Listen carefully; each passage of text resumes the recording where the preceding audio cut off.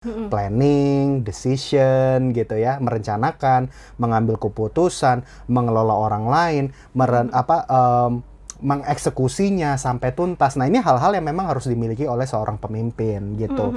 Nah, tergantung style kepemimpinan Anda seperti apa. Nah, cuman yang seringkali saya mungkin ambil dari sudut pandang ini ya, orang yang dinaikin ya, karyawan yang dinaikin terus takut nggak perform dan nggak pede. Ini seringkali saya temukan juga.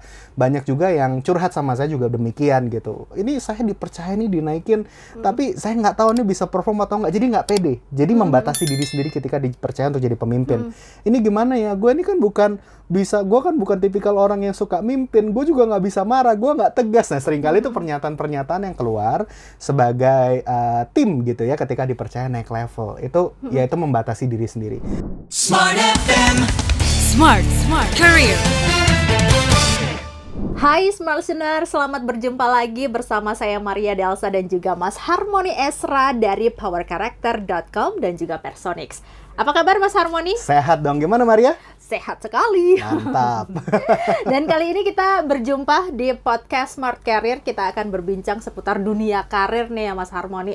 Apalagi di era-era sekarang tuh kayaknya banyak PHK ya, isu-isu beritanya ya gitu. Betul, ya. betul. Tapi terlepas dari isu-isu PHK, ternyata dari kita semua tuh pasti punya mimpi untuk naik karir, punya jenjang karir yang bagus gitu Mas Harmoni. Nah, sesuai sama topik kita hari ini adalah dinaikin jabatan, kok malah nggak perform gitu. Ya. Pernah menemukan nggak sih Mas Harmoni? Mungkin dari timnya. Banyak.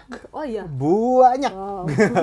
Di klien-klien kita juga nolong banyak yang begitu. Oh gitu ya. Kenapa sih Mas bisa kayak gitu? Kan padahal udah dinilai juga ya sama HR-nya, udah dinyatakan bahwa dia layak ini untuk naik ke jenjang karir berikutnya. Tapi kok ketika ditambahin kerjaan, mungkin pressure-nya banyak kali ya. Jadi kok terkesannya nggak perform gitu, kenapa ya? Betul. Nah, ini saya ambil dari dua sudut pandang ya. Pertama, saya ambil dari sudut pandang business owner yang menaikkan jabatan dari timnya, sama yang dinaikin gitu.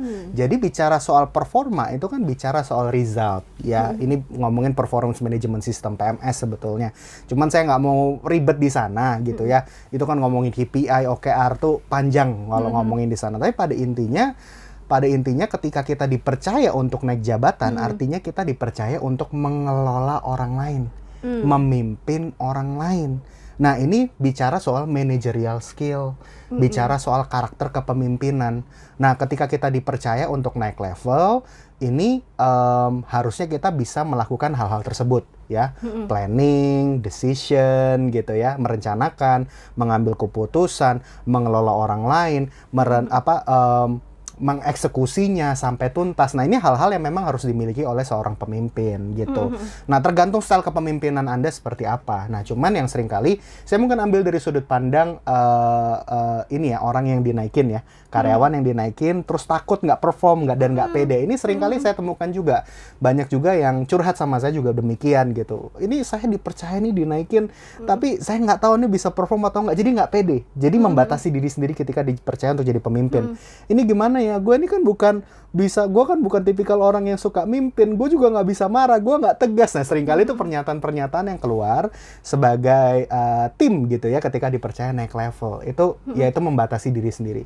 Padahal kalau sudah dipercaya artinya berarti Anda dinilai untuk bisa punya kemampuan yang baik untuk perform, menuntaskan pekerjaan. Anda diharapkan supaya untuk menduplikasi supaya tim Anda, tim kamu nih bisa perform sesuai dengan kualitas yang kamu punya juga. Makanya Anda dipercaya untuk naik level, naik jabatan gitu.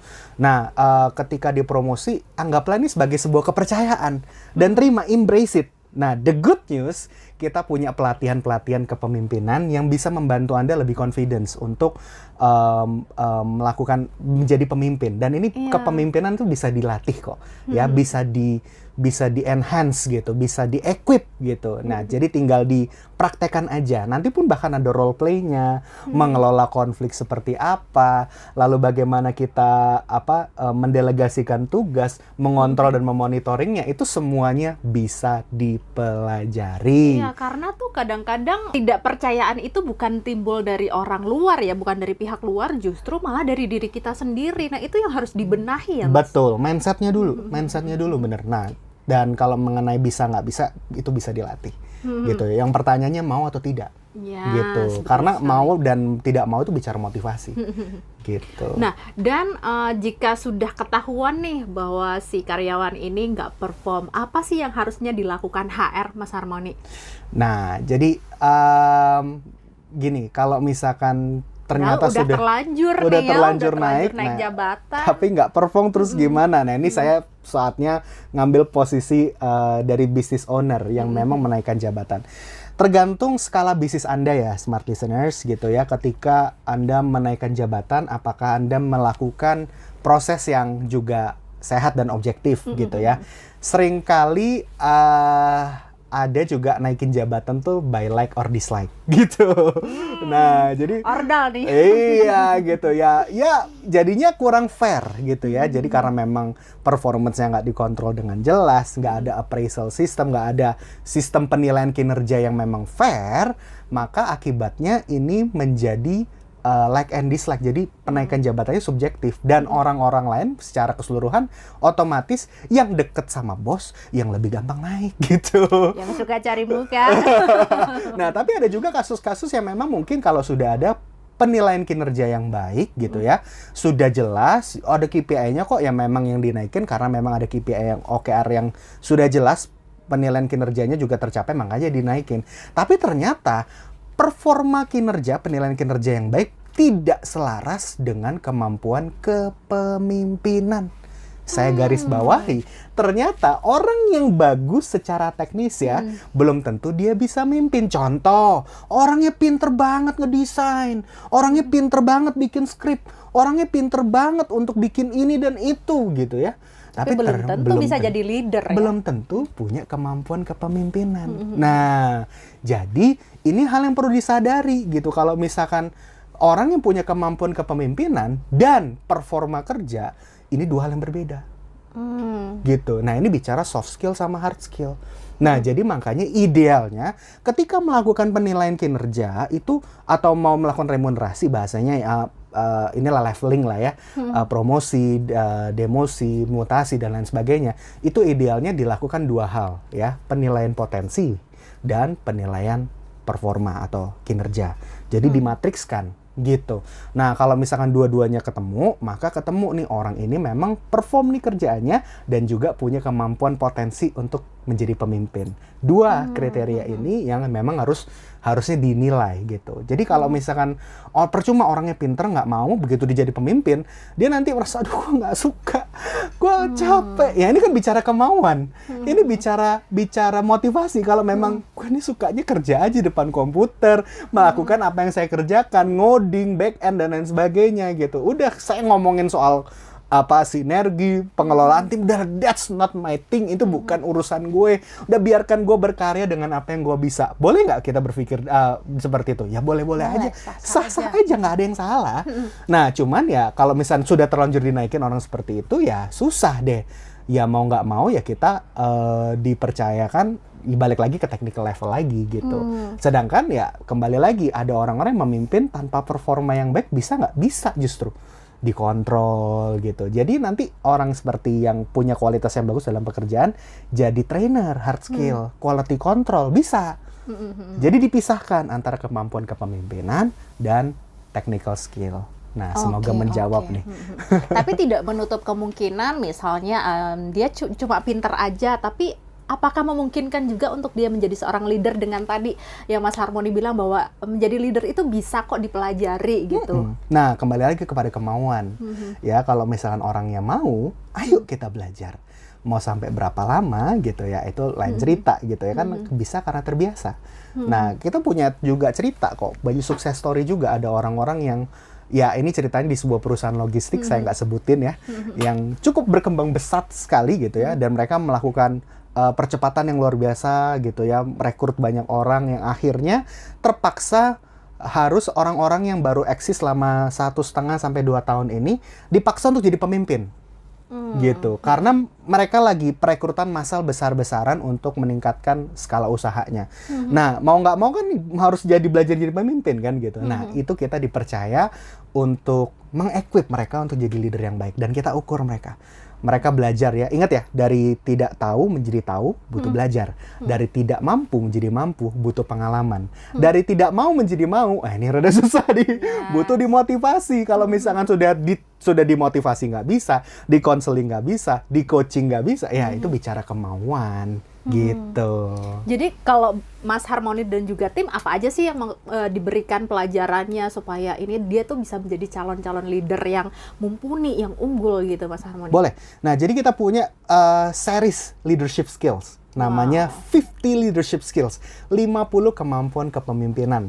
50 kemampuan yang harus dimiliki sebagai seorang pemimpin. Nah, ini memang sifatnya series ya. Bahkan sama Pak Yakub Ezra dulu sempat dibahas di, kalau Anda mungkin googling masih ada tuh, ada negotiation skill, people management skill, decision making skill ya, kemampuan mengelola konflik gitu ya, kemampuan mengelola orang lain, komunikasi gitu ya, presentasi. Nah, hal-hal tersebut idealnya dimiliki oleh seorang pemimpin. Nah, ini yang disebut sebagai LDP, Leadership Development Plan. Gitu. Oke.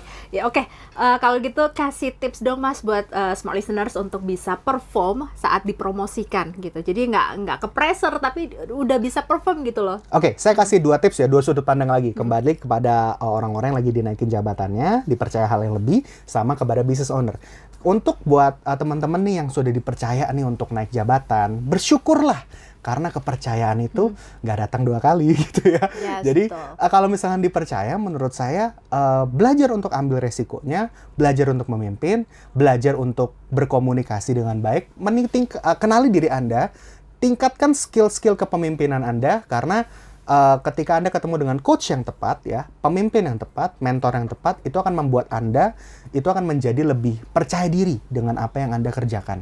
Ya, semakin Anda tahu, semakin belajar dan banyak praktek, itu akan semakin bisa. Bisa karena terbiasa, bisa karena belajar, bisa karena dipercaya, punya tonggak keberhasilan dan achievement. Jadi ya kembali lagi bicara soal kepemimpinan itu bicara kemauan, mau atau tidak mau. Jadi semangat belajar. Ayo kita kolaborasi, kita bantu Anda untuk bisa menjadi pemimpin yang baik. Yang kedua, nah sudut pandang untuk para business owner gitu ya. Nah, jadi untuk memiliki sistem yang sehat di perusahaan, saya nggak tahu skala usaha Anda dan jumlah orang di perusahaan Anda itu berbeda-beda, tapi izinkan kami untuk terlibat, untuk membantu Anda melakukan proses ini dengan sehat gitu ya, secara objektif. Jadi budaya culture-nya pun juga lebih sehat gitu ya. Jadi lebih nggak ada like and dislike, dan kalau dilakukan oleh pihak ketiga ini jauh lebih objektif gitu ya.